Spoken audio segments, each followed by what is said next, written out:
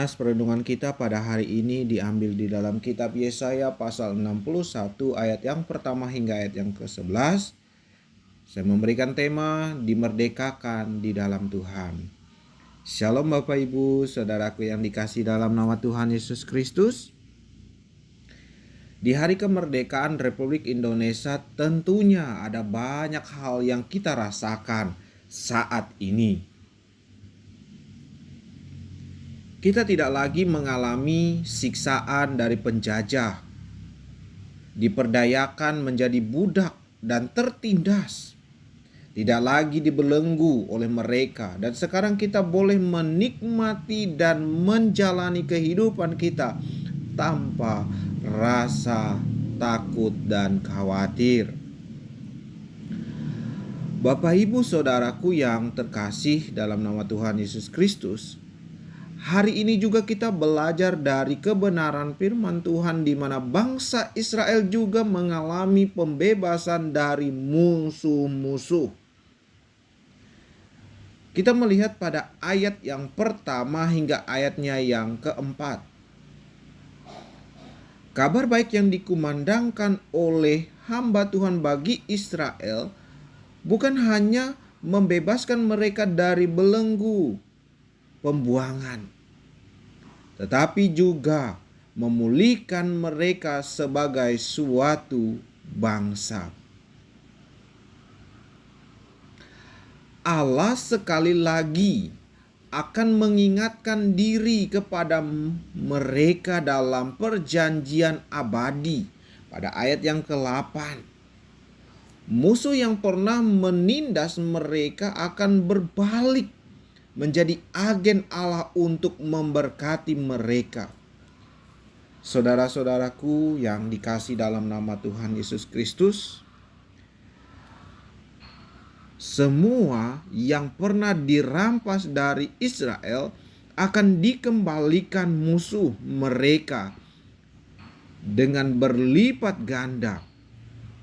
Semua bangsa akan mengakui Israel sebagai bangsa yang diberkati Tuhan.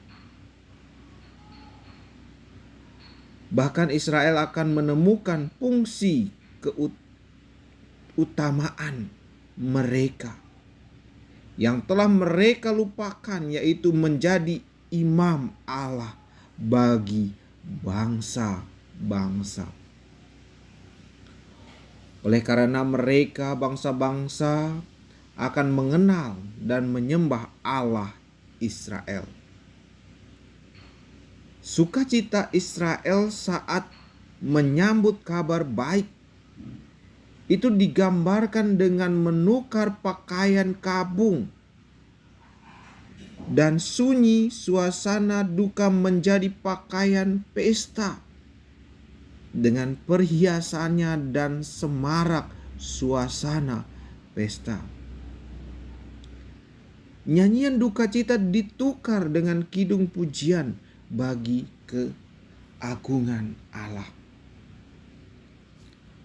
Hamba Tuhan yang telah menyampaikan kabar baik ini pun ikut bergembira.